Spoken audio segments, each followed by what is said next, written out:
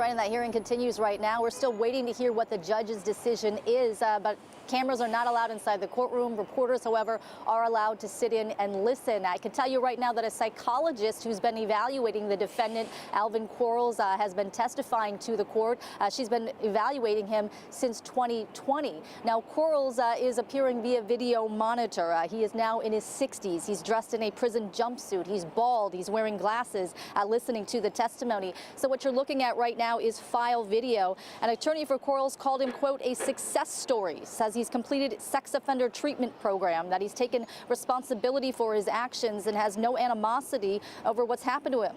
He says he feels great remorse. He says he's not the same person he was as a young man. Now, Quarles, the so-called bolder than most rapist, was convicted of attacking more than a dozen women back in the 80s. He served 25 years in prison, and he's been in a state hospital since 2014. Now, his attorney says Quarles has maxed out the programming and should be allowed to continue treatment in the community in a supervised setting.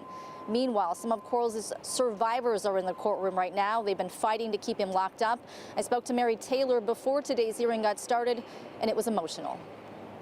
You put stuff in a box, and then you leave it alone.